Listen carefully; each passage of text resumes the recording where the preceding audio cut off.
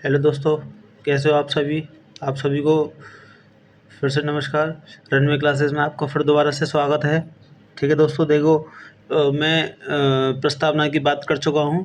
ठीक है, मैंने बताई थी प्रस्तावना में क्या है कि हम भारत के लोग जब भारत को एक ऐसा राज्य बनाएंगे जिसमें SSSR होगा। ठीक है, तो हमें निम्न प्रकार के न्याय मिलेगा, स्वतंत्रता मिलेगी, प्रतिष्ठा मिलेगी, इक्वलिटी होगी, बंधुत्व मिलेगा। ठीक है, एकता और अखंडता हमें प्राप्त होगी। ठीक है दोस्तों, जैसा कि मैं आपको पहले ही बता चुका हूँ। ठीक है, अब देखिए मैं इसमें सबसे पहले सोवरेन की बात करूँगा, सोवरेन की यानी कि संप्रभुता की। ठीक है, वैसे तो देखिए आपको जो दिखाई दे रहा होगा इसमें यहाँ पर 5 प्रकार की संप्रभुता दिखाई दे रही होगी। ठीक है, लेकिन एक मैं नॉर्मली अगर बता दूँ तो संप्रभुता 2 प्रकार की होती है, आंतरिक और बाहरी। ठीक है, लेकिन मैं यहाँ पर आपको 5 प्रकार की संप्रभुता बताऊँगा। ठीक है, ये देखिए संप्रभुता कितने प्रकार की होती है, ध्यान रखना। नोट्स को आप ऐसे ही बनाना जैसे मैंने बना रखे हैं अपने। ठीक है, तो संप्रभुता 5 तरह की होती है। ठीक है, पहली होती है इंटरनल। ठीक है दोस्तों, पहली होती है इंटरनल ए यानी कि आंतरिक। ठीक है, कैसे होती है आंतरिक, इसका सीधा सीधा अर्थ है देश की सरकार फैसला लेगी। ठीक है दोस्तों, इंटरनल का सीधा सीधा अर्थ क्या होगा यहाँ पर, आंतरिक। ठीक है, अब मैं देखिए आंतरिक का अर्थ यहाँ से कैसे होगा, देश की सरकार फैसला लेगी। ठीक है, यानी कि देश के अंदर जो भी आंतरिक मामले होंगे इनमें फैसला कौन करती है, देश की सरकार करेगी, ना कि कोई बाहर का देश का या कोई बाहरी देश की, यानी कि ना कि इंग्लैंड की ना अमेरिका की, किसी के दबाव में रहकर आंतरिक फैसले नहीं करेगी। ठीक है, आया समझ में। अगला देखिए एक्सटर्नल, इसका सीधा अर्थ होता है बाहरी। ठीक है, अब देखिए बाहर की हमारे यानी कि देश के बाहर की जो भी देश के बाहर की सीमा या पड़ोस की जो भी संबंध होंगे वह देश की सरकार फैसला लेगी, ना कि किसी के दबाव में आकर कोई उसके फैसला करेगी। ठीक है दोस्तों, आगे देखिए तीसरे नंबर पे आती है नॉमिनल। ठीक है, इसका सीधा सीधा अर्थ होता है नामात्र।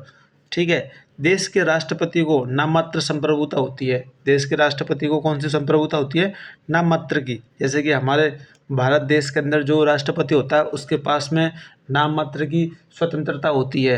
ठीक है दोस्तों, आगे देखिए रियल। तो देखिए जब नाममात्र की स्वतंत्रता राष्ट्रपति को होती है तो रियल स्वतंत्रता किसके पास होती है, संप्रभुता।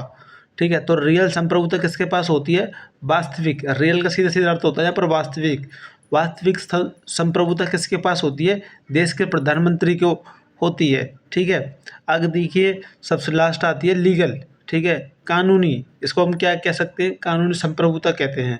ठीक है, ये संविधान के अंतर्गत होती है। ठीक है, यानी कि जो भी संप्रभुता है वह कानून के दायरे में रहकर की जाएगी, जो भी संप्रभुता आएगी। ठीक है, वह कानूनी रूप से हमको मिलेगी।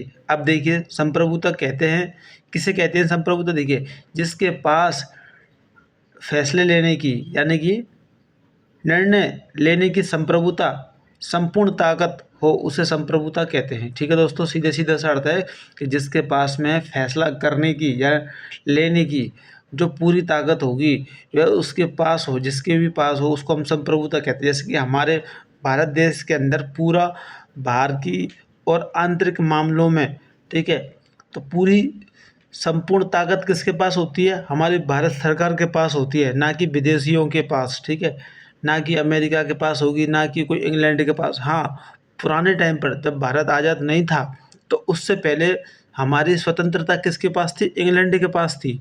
ठीक है दोस्तों, अब आपको समझ में आ गया होगा संप्रभुता होती क्या है। आगे देखिए कि भारत की संप्रभुता भारत के लोगों में है, किस में है, भारत की संप्रभुता भारत के लोगों में है। ठीक है दोस्तों, ठीक है दोस्तों, देखिए यहाँ पर मैंने क्या कहा था कि भारत की संप्रभुता भारत के लोगों में है। ठीक है, और लोगों से मतलब ये नहीं है कि भारत की जनसंख्या के पास में जितनी भी जनसंख्या है हाँ सबके पास होती है संप्रभुता। अगर संप्रभुता सबके पास नहीं होती तो हर कोई अपने अपने हिसाब से काम करता। ठीक है दोस्तों, देखिए अब यहाँ से सीधा सीधा अर्थ ये है कि ये कोई देश है, कोई भारत देश बना है। ठीक है, ये भारत देश है, इसके अंदर जो भी रहने वाले लोग हैं वो एक अपनी सरकार चुन लेते हैं। ठीक है, अब वही सरकार अपने आंतरिक यानी कि अपने देश के अंदर और अपने पड़ोसियों के संबंध वही तय करती है। ठीक है, इसी को हम क्या कह देते हैं, संप्रभुता कहते हैं। यानी कि पूरी ताकत पूरा फैसला लेने की ताकत किसके पास में है, सरकार के पास में है। अब सरकार कौन चुनता है भाई, जनता ही तो चुनती है। तो मैं ये भी तो कह सकता हूँ कि इस देश की यानी कि भारत देश की जो संप्रभुता है किसके पास में है, भारत के लोगों के पास में है। ठीक है, आया समझ में। देखिए पहला एस मैंने बात कर लिया, अब मैं सेकंड एस की बात करूँगा, एस की बात करूँगा। सोशलिस्ट, इसका सीधा सीधा अर्थ होता है समाजवादी। ठीक है, इसे 42वें संशोधन द्वारा 1976 में जोड़ा गया है इंदिरा गांधी सरकार में। ठीक है, ध्यान रखना इस चीज़ को, इसका वेरी वेरी इंपॉर्टेंट है। 42वें संशोधन के द्वारा 1976 में क्या जोड़ा गया था, भारत के प्रस्तावना में यानी कि भारतीय संविधान की प्रस्तावना में सोशलिस्ट यानी कि समाजवादी शब्द जोड़ा गया था। ठीक है दोस्तों, आगे देखिए अगला पॉइंट है समाजवाद अर्थव्यवस्था। यूएसएसआर, यूरोपियन संघ, यानी कि ये कहाँ से आई थी, समाजवाद की विचारधारा जो ली थी हमने, कहाँ से ली थी, यूएसएसआर से ली थी, यानी कि यूरोपियन संघ, यानी कि मैं ये भी कह सकता हूँ कि यूरोप से ली थी। ठीक है, यूरोप से, या फिर मैं रूस से भी कह सकता हूँ। ठीक है दोस्तों, आगे देखिए उदारवाद अर्थव्यवस्था। अब उदारवाद अर्थव्यवस्था कहाँ से ली थी हमने, यूएसए से ली थी, यानी कि अमेरिका।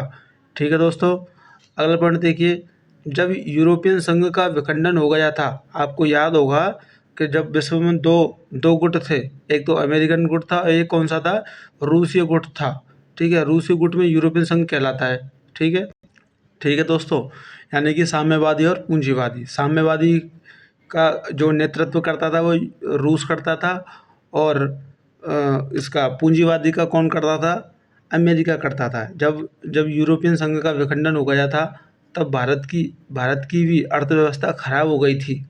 ठीक है, क्योंकि उस टाइम पर भारत ने किसी के पक्ष में ना जाने की योजना बनाई हुई थी। ठीक है, लेकिन फिर भी हमारा भारत देश किसकी तरफ झुका हुआ था, रूस की तरफ जो ज़्यादा झुका हुआ था, यानी कि यूरोपियन संघ की तरफ ज़्यादा झुका हुआ था, उससे अपने रिलेशन उसके ज़्यादा थे।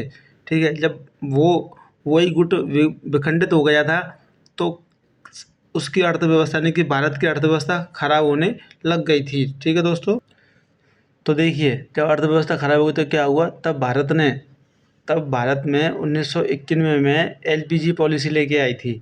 अब एलपीजी का मतलब यहाँ पर गैस का मत समझ लेना।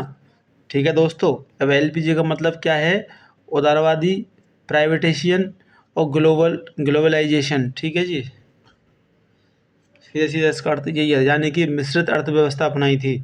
ठीक है, ये पॉलिसी कौन लेके आया था, ध्यान रखना, उस टाइम के वित्त मंत्री थे डॉक्टर मनमोहन सिंह, जो भारत के प्रधानमंत्री भी रहे हैं। ठीक है दोस्तों, आगे देखिए, वर्तमान भारत में भी मिश्रित अर्थव्यवस्था का प्रयोग किया जा रहा है समाजवादी के नाम से। ये ध्यान रखना, हमारे जो भारत की अब जो भी अर्थव्यवस्था यूज कर रही है वो कौन सी यूज कर रही है, मिश्रित अर्थव्यवस्था यूज की जा रही है। ठीक है, लेकिन होनी कौन सी थी, समाजवादी होनी चाहिए थी। ठीक है, क्योंकि प्रस्तावना में भी समाजवादी शब्द उसका जोड़ रखा है, इसलिए। चलिए दोस्तों, कमेंट में मेरे को बताना कि एलपीजी का फुल फॉर्म क्या है। ठीक है, यहाँ पर गैस नहीं है, ध्यान रखना, मैं अभी भी बता रहा हूँ। एलपीजी एक पॉलिसी थी जो डॉक्टर मनमोहन सिंह लेके आए थे। ठीक है, ये मैंने बता दिया है आपको। चलिए दोस्तों, अगले एस के बारे में बात करता हूँ, सेकुलर के बारे में। ठीक है, इसका सीधा सीधा अर्थ होता है धर्म निरपेक्ष या फिर पंथ निरपेक्ष। ठीक है दोस्तों, जैसा कि आपको हेडिंग से पता पड़ रहा होगा। ठीक है, फिर भी देखिए इसका हम अगला पॉइंट देखते हैं, धर्म का अर्थ। ठीक है, सबसे पहले हमको धर्म का अर्थ ही जानना होगा। ठीक है, मैं यहाँ पर एक शब्द में बता देता हूँ, धारण करना। धर्म का सीधे सीधा अर्थ क्या होता है दोस्तों, धारण करना ही होता है। ठीक है दोस्तों, देखिए जीवन जीने की एक शैली के नियमों को धारण करना ही धर्म है, यानी कि जो भी हम जीवन जीते हैं उसकी एक शैली होती है, कोई ना कोई सी। हर धर्म की अपनी अपनी एक शैली होती है दोस्तों। तब हम उनके जो भी नियम होते हैं उनको धारण कर लेते हैं, तो उसी को हम क्या कहते हैं, धर्म कह देते हैं। ठीक है दोस्तों, आगे देखिए एथिस्ट। अब इसमें देखिए एक चीज़ और आती है, एथिस्ट यानी कि नास्तिक होना। ठीक है दोस्तों, मैं बताता हूँ इसके बारे में। देखिए, यह कहते हैं कि हमें धर्म से कोई मतलब नहीं है। जैसे चीन में सबसे ज़्यादा नास्तिक लोग हैं, और उत्तर कोरिया में। ठीक है दोस्तों, चीन में और उत्तर कोरिया में सबसे ज़्यादा नास्तिक लोग रहते हैं, एथिस्ट रहते हैं, जो कहते हैं कि धर्म हमें चाहिए ही नहीं है, हमें उससे कोई मतलब ही नहीं है। ठीक है, इसमें बी पॉइंट देखिए क्या आता है, रिलीजियस स्टेट्स यानी कि धार्मिक देश। अब धार्मिक देश किसे कहते हैं? देखिए, जिन देशों का शासन यानी कि शासन प्रशासन नियम कानून धर्म के अनुसार चलता है वह धार्मिक देश कहलाते हैं। जैसे कि श्रीलंका, पाकिस्तान, साउथ अफ्रीका आदि। यानी कि पाकिस्तान, जैसे देखिए पाकिस्तान है हमारे देश के बगल से, पड़ोसी देश है हमारा, उसमें सारा के सारा जो भी धर्म कानून, जो भी नियम कानून बने हुए वो धर्म के अनुसार ही बने हुए हैं। ठीक है दोस्तों, आगे देखिए सी आता है। अब मैं बात करूँगा सेकुलर स्टेट्स की, यानी कि धर्म पंथ निरपेक्ष की। ठीक है, इसका मतलब क्या है? देखिए कि जिस देश की सरकार किसी धर्मानुसार ना चले व सभी धर्मों के लोग सरकार के सामने बराबर हों, उसे धर्म निरपेक्ष राज्य कहते हैं। जैसे कि भारत हुआ और अमेरिका हुआ। ठीक है दोस्तों, आई बात समझ में? क्योंकि भाई देखिए, सबसे पहले हमें धर्म पंथ या फिर पंथ निरपेक्ष समझने से पहले हमें क्या समझना पड़ेगा? हमें धार्मिक समझना पड़ेगा, और हमें क्या चीज़ समझनी पड़ेगी? नास्तिक भी समझना पड़ेगा। यानी कि नास्तिक देश किसे कहते हैं? ठीक है, धर्म किसे कहते हैं वो हमने यहाँ सीख लिया। धार्मिक देश के कौन कौन से होते हैं, क्या काम करते हैं धार्मिक देश, वो हमने सीख लिया। फिर इसके बाद हमने क्या सीखा? पंथ निरपेक्ष सीखा हमने, तभी हम समझ पाए सही तरीके से इसका अर्थ क्या है। ठीक है दोस्तों, आगे देखिए पंथ निरपेक्ष का अर्थ। मैं अर्थ बता देता हूँ उसका। देखिए पंथ का, मैं यहाँ धर्म की बात नहीं कर रहा हूँ, पंथ की बात कर रहा हूँ, ध्यान रखना दोस्तों, वेरी मोस्ट अर्जेंट है। ठीक है, इसको अंडरलाइन कर लेना। देखिए दोस्तों, पंथ शब्द गांधी ने दिया था। कोई भी धर्म हुआ, ठीक है, वह गुटों में बटा हुआ है। यानी कि कोई धर्म गुटों में बटा हुआ है। जैसे मुस्लिम में शिया हुए, सुन्नी हुए, बौद्ध में महायान, हीनयान, जैन धर्म में श्वेतांबर, दिगंबर आदि। इन्हीं को हम क्या कह देते हैं? पंथ कहा जाता है। ठीक है दोस्तों, आई बात समझ में? पंथ किसे कहते हैं दोस्तों? जब कोई भी धर्म गुटों में बटा हुआ हो, उसकी जो भी शाखाएं हैं उनको हम पंथ कह देते हैं। जैसे कि महायान पंथ, हीनयान पंथ, श्वेतांबर पंथ, शिया पंथ, सुन्नी पंथ। आया बात समझ में दोस्तों? देखिए गांधी ने कहा था कि पंथ से व्यक्ति का अलगाव हो सकता है परंतु धर्म से नहीं हो सकता। ठीक है दोस्तों, ये किसने कहा था? गांधी जी ने कहा था। देखिए दोस्तों, मैं यहाँ पर कथन के बारे में बात करूँगा जो हमें गांधी जी ने दिया था। धर्म से अलग राजनीति, जब भी हम धर्म से अलग की राजनीति करते हैं तो वह मृत्यु के समान होती है। ठीक है दोस्तों, ये गांधी जी ने कहा था। अब ये क्यों कहा आप मुझे कमेंट में बताइएगा। ठीक है दोस्तों, फिर मैं इसका सही जवाब दे दूंगा आपको। अगला पॉइंट देखिए, हमारी प्रस्तावना में पंथ का प्रयोग किया गया है। ध्यान रखना दोस्तों, बहुत इंपॉर्टेंट चीज़ दी है ये। ठीक है, हमारी जो प्रस्तावना है उसमें पंथ का यूज किया गया है। धर्म निरपेक्ष शब्द पश्चिमी देशों में प्रयोग होता है। कहाँ होता है? धर्मनिरपेक्ष शब्द पश्चिमी देशों में प्रयोग किया जाता है, और हमारी प्रस्ताव भारत में हम क्या यूज करते हैं? पंथ यूज करते हैं दोस्तों। ठीक है, आगे देखिए दोस्तों, अब मैं बात करूँगा डेमोक्रेटिक की, यानी कि लोकतांत्रिक की। ठीक है, देखिए दोस्तों, डेमोक्रेसी